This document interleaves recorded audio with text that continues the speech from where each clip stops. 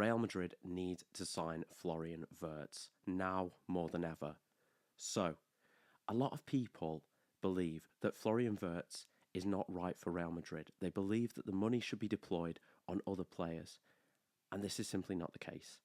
A lot of people fall into the trap of believing that Florian Wirtz is an attacking midfielder, and we've already got the likes of Jude Bellingham in the team. There's no space for him. We should be concentrating our efforts on the Cruz replacement. That's what people say, that's what we're missing. The truth is that the game of football has evolved, particularly in the last few years. And if you look at the best teams in the world right now, you will see a lot of similarities between them. I'm going to analyse a few different teams. We'll start with Paris, because Paris are in the Champions League final. They're an incredible footballing team. I think we can all agree on that. And if you look at their midfield three, they've got Fabian Ruiz, they've got Vitinha, and they've got Neves.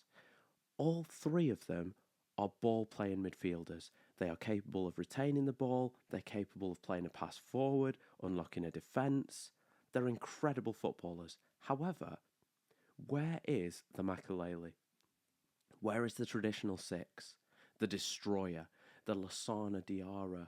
Awful example, but he did used to play for Real Madrid. Where is that kind of player? He's not there. All three players have to be capable of working as a cohesive unit, and they do. And that's why they get results. I can choose another example. Let's go with Liverpool. Liverpool this season had a midfield three that was composed of Szoboszlai, Gravenberch and McAllister.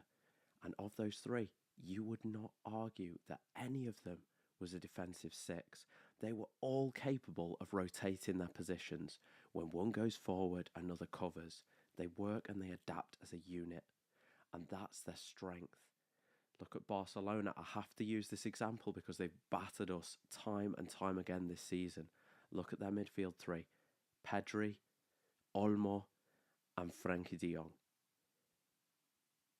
You have not got the tackler there. It does not exist. What does exist is a system.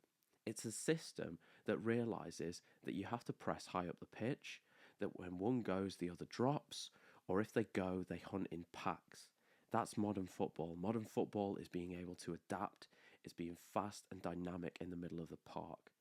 We do not have that, and we do not have the technical players to be able to pull it off. Because if you look at the profile of our players, I'm not going to bother so much with the likes of Ceballos. But if we look at the profile of a Valverde, for example, he provides lungs, he provides energy, he gets up the pitch. Okay, fair enough. He can play a long pass. But in terms of playing the right pass at the right time, the incisive pass that unlocks the low block, he's a little bit lacking in that regard. The same could be said of a Tchouaméni. He's got fantastic ability. He can put a tackle in, he can spray long passes all day long, but he does not have that incisive nature. You could not ever compare him to the likes of a Pedri or an Olmo, for example. Jude Bellingham, probably the most technical of our midfielders. But again, he's not played in this position, and we have not seen evidence that he is able to do this. I could be wrong. He could be adaptable under Xabi Alonso. Maybe he can change the way that he plays. However, I would prefer to go for someone who is tailor-made to take up this position, and that player is Florian Wirtz, the player that Xabi Alonso is used to managing, and he built his side around him in Leverkusen, and it worked. It provided assist after assist after assist, and goals, because he's got that footballing intelligence. He knows when to occupy these spaces. And the comparison that I want to make is to a player that announced that he was leaving Real Madrid today, Luka Modric. I used to live in Madrid, and when I used to live in Madrid, I'd go to the games whenever I could. I'd get the train into Madrid, and I'd go and watch them. It didn't matter what the game was, Copa del Rey, La Liga, I'd try and go and watch them as much as I possibly could. And in those days, I want to say around 2012 to 2014, that sort of time, we had the likes of Cristiano Ronaldo, Karim Benzema, Xabi Alonso, incredible footballers. But the one player that stood out to me was Mesut Ozil and Luka Modric. One player, two players. Well, in terms of Luka Modric stood out to me because he was everywhere. He was able to play a pass, and the second that he received the ball, it was gone. Much like Mesut Ozil, that's why I said them in the same breath, because they had that football intelligence to realise that football is a quick game. You have to be aware of what's around you. You have to be aware, right, okay, the striker's gone, go. In those days, it was Cristiano Ronaldo that you had to set free. But if you look at last season, one of the iconic goals is the Bayern Munich goal, where Toni Kroos picks up the ball, tells Vinicius, go, go, run. And he finds him, he splits the defence, and Vinicius finishes the goal. That's football and intelligence. And I do believe that there are different kinds of players with different kinds of mentality. For example, if you've got a goal scorer, the likes of Kylian Mbappe, the likes of Vinicius, they're very one-track minded. Mbappe is always on the front foot. He wants that ball through the middle, he wants it early, but the second he gets it, he's usually got one thing on his mind. I'm going for goal. I need to get this shot off. Okay, maybe I need to shake off the defender, and if I can't do it, maybe I can find my teammate. But for the most part, by and large, he's going for goal.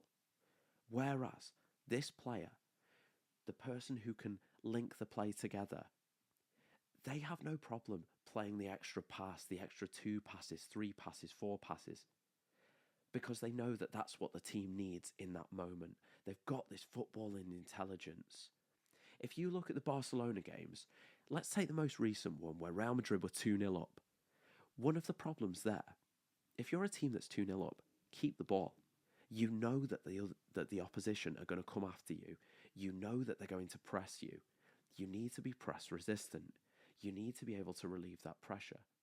A good player, a Pedri, for example, a Vitinha, takes the ball and they hide it. It's gone. Come and take it off us. We'll keep it. We'll take all this pressure. We'll absorb it, absorb it, absorb it. Zidane used to talk about this. He said we need to know how to suffer. And when he was talking about that, he had his Kroos, Modric, Casemiro in the midfield. And they would have to do it. They'd have to put in the hard yards, but they needed that football intelligence, and they had it in spades. We do not have that profile of player. One of the other arguments that I see against this is Arda Güler. How buying a player like Florian Wirtz serves to impede his development. But football is a business, and in a business you buy the best in class. You do not buy based on future potential. Although Florian Wirtz has both. He's got the future potential, and he's already a player capable of playing at the highest level. He unlocks defences, and he can do that better than Arda Güler can. Now, there's no saying that Arda Güler could improve, could become better, might even eclipse Florian Wirtz, who knows? I don't think that the two are incompatible. In fact, if you want to go down the route of creating a technical midfield, you could arguably have both. Because, as I've shown, when you look at the top sides in world football currently, as they are, they have those players. They have that football intelligence to the point that they can dominate those midfield duels. And I think we'll all agree, as much as it's trendy to dislike Paris based on what they've done previously, it's hard to argue that their midfield is quality. They keep the ball so well, but they advance the play as well. It's not boring to watch, it's exciting. It's quick, it's incisive, and every single pass is measured to a T. The other argument that I see against Florian Wirtz is the price tag. 150 million euros, potentially. Let's be fair, we're not paying any less than 120. It's going to be expensive, but it's worth it. If you're going to put money into a player, look at the alternatives that are being talked about. Enzo Fernandez, a player that just because Chelsea paid close to 120 million euros for, that does not mean that he is worth anywhere near that price bracket. There is no evidence from his form at Chelsea to suggest that he comes anywhere near close to that figure.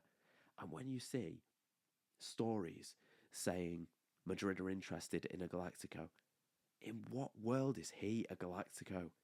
In what world do you drop that amount of money on a player like that that's completely unproven? Florian Wirtz won the Bundesliga title. He's part of a cohesive unit that have proved over a couple of seasons now under Xabi Alonso that they work in a system and they work well. There is nothing stopping him from taking that to the next level at Real Madrid. And there's a flexibility. If we think in terms of formation, you could play the same system that Xabi Alonso played at Bayer Leverkusen. You could have 2 players in behind Mbappe. You could have Bellingham and Florian Wirtz. You could have massive technical ability there, huge upgrade on what he had in Germany. Or you could play a diamond in midfield where you have Chouameni at the base of midfield, Valverde from the right, Bellingham from the left, who, let's be honest, he does tend to drift to the left, and Valverde is so used to covering the right back. He'll probably have to cover Trent as well, let's be honest. But you've also got the ability for Florian Wirtz to occupy that position that he wants to occupy. He's got that free range. And I make the comparison now to Luka Modric because when Modric signed in 2012, he was signed, for all intents and purposes, as an attacking midfielder. But anyone who's watched Madrid over the last 10 years knows that Luka Modric operates as a midfielder. He's a centre mid. Why? Because players are not locked into position. Unless you've got a very specific system, sort of like the Pep Guardiola, where you tell players, stick to the wing. I don't want you to move away from there. I need you to occupy that area. This is the run that you make, etc., etc. Your midfielders tend to have a little bit more flexibility. As I've given examples, Paris Saint-Germain, Barcelona, Liverpool, all very, very flexible systems in midfield. There is no reason why Real Madrid cannot step into the modern game, and the first step is to sign Florian Wirtz. What did you think of this video? If you did enjoy it, please consider subscribing to the channel and dropping a like. Thank you.